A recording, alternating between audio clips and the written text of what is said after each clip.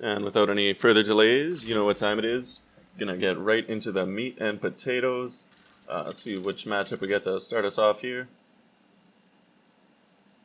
And it looks like we are gonna have a Paladin. Not really sure if it's Murloc Paladin or Libram Paladin. Probably both just as viable at the moment. Either way, we're going to want something for the early game. None of this is really going to cut it, especially without a coin. Well, coin would have made no difference there anyway, but still, see what we can get. We got a Flame Ward, so that's better than nothing. We could even Rolling Fireball if everything really goes south. And with the Ray of Frost, I feel like we should be alright with pretty much no matter what he does. Like whether we just got to stall him out on turn 3 and 4 into the Fireball, maybe get the full clear with the Ward. Okay, Imprisoned Vile Fiends. Not the roughest start. At least it's not really going to matter that we don't have anything for the first few turns, since he at least won't have that till turn 3. Can't go face with it till turn 4. And he's got another one. Okay. Well, might as well play the Flame Ward. Like I said, the second one will be hatching on turn 4 before he can attack with the first one, so they'll both be taking the hit here, on top of anything else he plays.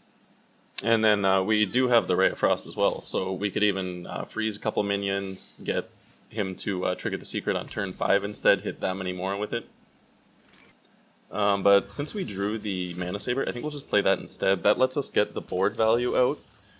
Like, he won't be able to trade with it. We won't have to worry about spending 4 mana later on to play that, so we can just get an easy Flame Ward.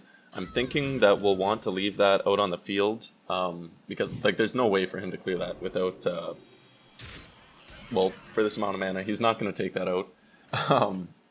So we'll go for a clear on that first minion to start us off. It is going to be the Never Surrender secret, which buffs everything. You could argue that we should have attacked first to get the full board clear, but since we're leaving the Mana Saber in stealth, I don't think the 3 additional damage will really make that much of a difference. And this way we'll still be able to get out an early Deep Freeze or Dragon Queen. More likely to be Deep Freeze, but we'll see how it goes here. Tossing out another secret, a pretty tame board. I think we'll see what we can get off the Malagos. We should be fine to leave the Mana Saber in stealth here. And I really want the missiles and the Nova. If it's another secret that we just proc, though, the missiles wouldn't really do anything. So we'll just go for the guaranteed thing. There it is again, Never Surrender. So, yeah, missiles wouldn't have done much. This way we can just freeze the entire board, stay at that fairly healthy 18. And on the next turn, we'll be able to go into a Deep Freeze with the Escape Mana Saber. I mean, we have the amazing Reno, we have the Ice Barrier in hand, so really we're more like 29 health, and with the Zephyr, that's just absolutely beautiful. I'm thinking Shadow Flame. Yeah, I guess it wasn't that likely to give us a brawl, but we can clear the Zephyr. That'll take out essentially everything except for the 1 minion, and then we'll be able to clear that with just the hero power and the oh my god, I can't talk.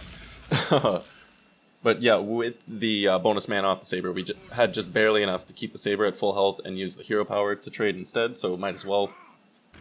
Now we could even go into that Dragon Queen if we want to. We might be better off going for a freeze here, because we really don't want him to be able to kill that Terran. Like, it wouldn't be the scariest, but I mean, it would give him a buffed Bone Chew Brawler, which would be a little bit annoying. I feel like if that stays frozen long enough, we can just race him down without having to worry about it at all. Maybe even clear it with the Reno, like after he's dealt with our board and all that. He does appear to be on the ropes, though. We'll just continue to press our advantage. We even still have the Mana Saber.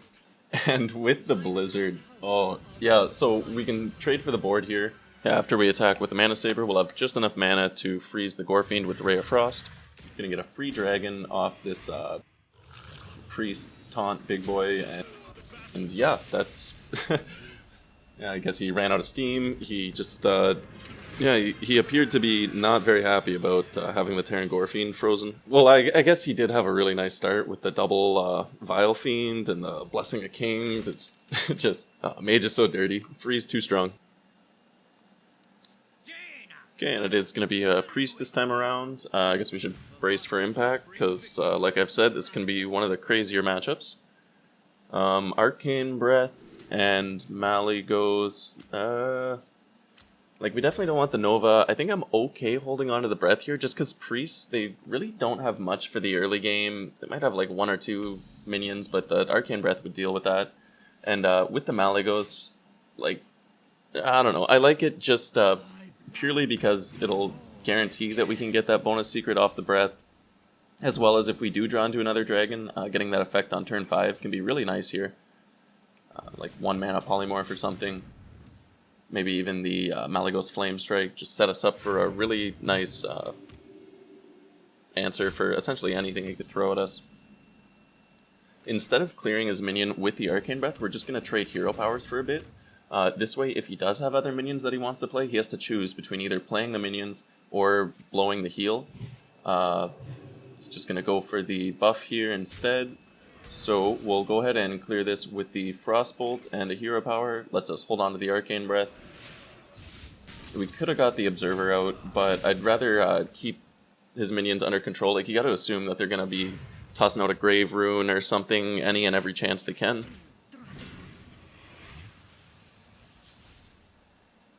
So we got the Reno for 6. We could use the Breath here. But we top deck a dragon, so we'll see what Malygos has. Okay. I mean, our hand's a little low. I guess the Explosion wouldn't be the worst. We could even pick the Intellect. Frostbolt or that works too. He, it's not like he was Res Priest and scared of the Poly... Okay, so, let's get right back into the action here. We got another worthy opponent. That, I guess that was a crazy game, just not the way I had anticipated. It's gonna be a Demon Hunter. So we got another rough matchup for us. We're gonna toss everything that's not a Doomsayer here. Just, like, if it's a hunter, if it's a demon hunter, toss everything that's just not a answer or, like, solid threat in those first few turns. I like that we do have the coin, though, especially in this matchup. There's just so many times that you're, like, 1 mana or 1 turn away from that really solid removal or answer that you have, and you just barely can't get it out. So we'll get to be pretty flexible there. Speaking of the coin, we have a Dragon Caster, a Dragon, and a Deep Freeze in hand. So if we can go for the turn 5 Deep Freeze, that would be so huge. Unless he gets a really scary board, which it looks like he's going to be starting to do. We're going to want to go for a Doomsayer. We'll hold, like, we could have coined out the Observer here, but I want to try and kill that right here and now before he's able to buff it and get a scarier board going. And then if he is able to clear the Doomsayer, I'd rather, like, we'll soak the 7 damage, so at least that's something. Looks like he is going face with everything, so down to 23 health, but we at least got the board wipe. We have a clear board to go for the Imprisoned Observer, like playing that on curve and holding the coin. That is absolutely beautiful. If we can coin out that Dragoncaster, like I said, on 5, it'll just be so huge. Oh, it would have been so nice if he if he didn't buff that minion. We could have just hid behind the Flame Ward. But yeah, we're just going to coin out the Rolling Fireball, keep the board under control. A little bit rough that we can't go for the Dragoncaster next turn, but I feel like that was a little bit greedy. And then, like, we have a Zephyr and a Flame Ward in hand. So it's pretty likely that we can take care of whatever he plays right now, especially with the Observer popping off. Like, two minions with 1 health. Zephyr would give us a 3-cost spell. That's a guaranteed Soul Cleave. Like, we'll have a 4/5, we'll have a 3/2 on board, we'll get to heal for 4. That's just, this is working out absolutely perfectly. I don't know how this could be working out any better for us, other than maybe if we were able to get the Dragoncaster out last turn, but it just it wasn't in the stars by the looks of it. We'll play it here, though, and Like, yeah, he all he has is the Glaive-bound Adept. I think we'll freeze that rather than his face, because it's not like the Warglaives of Azeroth would even do him any good here. He hasn't... Yeah, that's beautiful. I was gonna say, he hasn't used the Skull of Gul'dan or anything yet, so it's not like he has a full hand to go with the Altruist. That would be like the only way I can think of. But early Deep Freeze, just not a fun time for Demon Hunter. And yeah, just don't be too greedy. Like, we could have coined out the Deep Freeze a turn earlier, but keeping the board under control, keeping the tempo in our favor, just really paid off there in the end with the Deep Freeze to finish it off. And we'll keep the action going. It's going to be a mirror match. Okay, this is one of the more fun of the matchups, I find. I like that we got the Solarian right off the bat here. Probably going to toss that. I am on the fence about the Amazing Reno with the coin. Yeah, might as well hold on to it. Like, it's a solid 6-drop that pretty much means no matter what he does before turn 6, we'll be able to come back into the game. Just in case he does happen to have like the perfect opening hand or like Imprisoned Observer. Like, they can do some annoying stuff. But like, we got the coin, we got the Solarian, we we got a just handful of beautiful options. Got a really good feeling here. So we'll get that Solarian out. I like that we're able to play it on 2 as well, because just in case he does have the Polymorph, it's that much less likely that he'll be able to use it here, even discovering one off the Malygos or wiping it flat out with the Amazing Reno. Speak of the devil. But we'll go for a secret. You never know. There's always that like 1% chance he thinks it's something else, and then just in case we don't have the mana to play it later, like, I'm sure he might attack us eventually, right? Or like if he Alexes us out of nowhere, we won't have to worry about it. Interesting choice going for the Incanter's Flow. I guess we gotta worry about the turn 7 creation and Deep Freeze now. Well, we'll get the other secret out. Not like we really want to coin anything out at the moment anyway. Even if we did have a dragon in hand, we're going to be able to coin out the Reno now instead.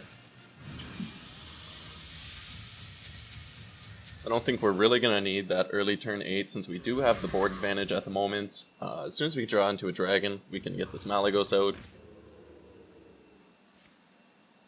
A little bit rough that he's playing the Mana Saber right after we blew pretty much one of the only things in the deck that can kill it. But like, with that being said, it's not like if we didn't Reno on 5, we wouldn't have been able to kill it with Reno on 6 anyway, because the Twilight Drake just had 8 health, I believe. So we'll bait out the Raider. Ooh, Golden Raider. I like it. Maybe I should get all these commons as golden. That would probably be a lot cheaper on the dust budget. But that top deck, that's beautiful. We're going to want to make sure that he knows that we just top decked that. So it's a pretty lucky play the way that worked out. Like, if he didn't have a minion with just barely enough health, we wouldn't have been able to bounce it for the full clear. So we're not going to have to worry about the Dragon Queen Alex, or, well, any version of Alex for this turn. But he does have a Tiamat, which is a pretty nice answer for the Reno. Gonna play his own secret, and we would have gone for the turtle there, but since we just drew the creation, I think it's less, like, the odds are a bit less likely now. So we'll just go for the Eccentric Scribe. That's gonna be the roughest for him to deal with. Like, even if he, like, either one of them will take out the Tiamat, and then the Death Rattle minions. Like, a 1/1 isn't the scariest, but 8 of them? That's actually gonna be exactly what we need. Okay, so he definitely has a Flame Ward after a hero power like that. So we're gonna try and we're gonna want to clear all these minions. The Xavius or whatever it's called can get out of control with 2 of them if we let him get too many free minions generated. So we'll just trade what we have. We'll get an Observer out, which is going to be immune to the Amazing Reno if we do feel like going for it next turn.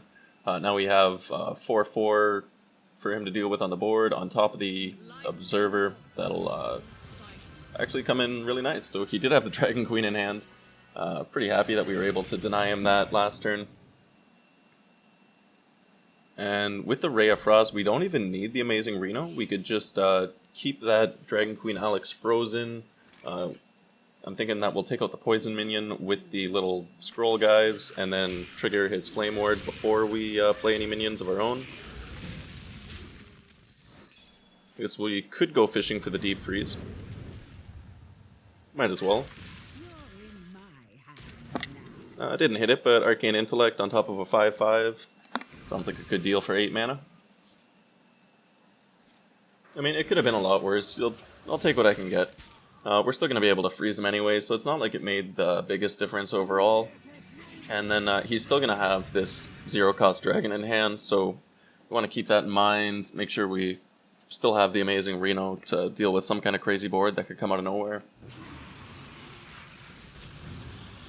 And he's going to be playing the dragon as I say that. So he will get the full board clear. He's going to toss up the Solarian as well, right before the Imprisoned Observer goes off, so good on him to, it's actually a pretty good play. Won't be able to target it at all, or deny him that Solarian. But, I mean, it's not the scariest board. We do still have that Ice Barrier and Flame Ward to hide behind. Let's see what we can discover off the Malygos. Intellect, don't really need. Flame Strike, I feel like with the amazing Reno, with the Puzzle Box in hand, not really going to need it. Might as well just take this Frostbolt.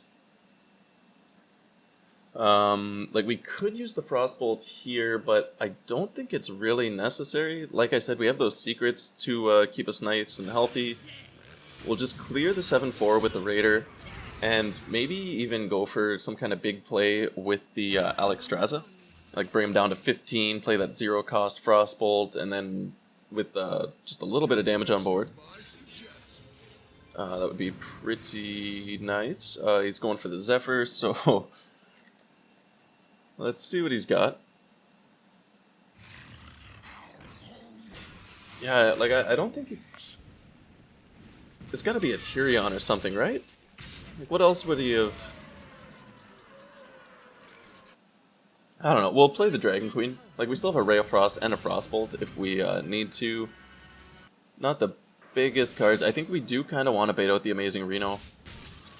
Don't want to overextend yet. We'll just leave it at this for now.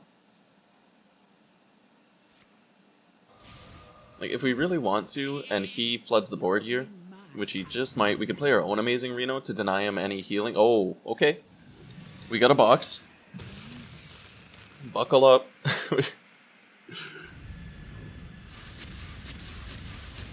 So, it's a risky box if I ever saw one. I guess, pretty much no matter what happens, we could just play the amazing Reno.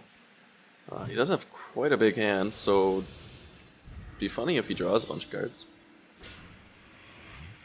Change the health of all minions to 1, I like it. And yeah. That went pretty well if you ask me. I guess we'll just play the Reno here, don't have to worry about the Carhat Defender or anything. And then we can follow it up with the 0-cost dragons. Whoa. Did we just poof the board so hard that it's...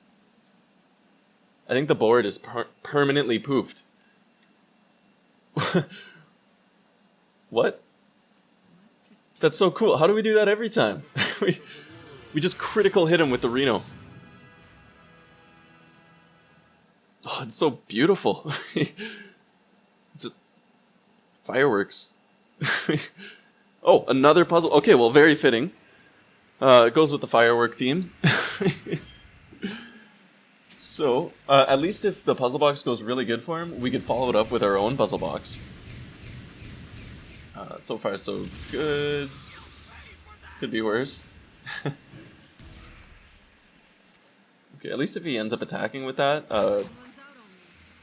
No, he's gonna... Okay. Well, he hit us in the face for 4, that's pretty nice, but he's gonna kill his Caligos. Mind Vision, but I believe his hand's full. And we're gonna get a Metamorph... Okay. Yeah. So this is about as beautiful as it gets. We're gonna hit him with the Alex, follow it up with the Metamorphosis. We have a Zephyr in hand for next turn, as well as the second Metamorphosis hit. He's He's got another Caligos. Is he gonna play a third puzzle box for us? Oh, look at that board though, like those fireworks. It's so beautiful. And yeah, with a Paladin and a Hunter Secret, there's nothing that can stop us here. I mean, it's pretty hard not to taunt them after something like that. You would have done it too, don't lie. So we'll get that beautiful finish off with the Golden Metamorphosis, followed by Zephrys the Great. Gonna Fireball him, because that's OG Mage style. And the other two options might interact with those secrets, which would be not so fun. So, it's beautiful end to a beautiful game, if you ask me. Amazing. How about those like those fireworks when we critical hit them with the Reno? How do we do that every game? I want that every game. Blizzard, please make that a thing.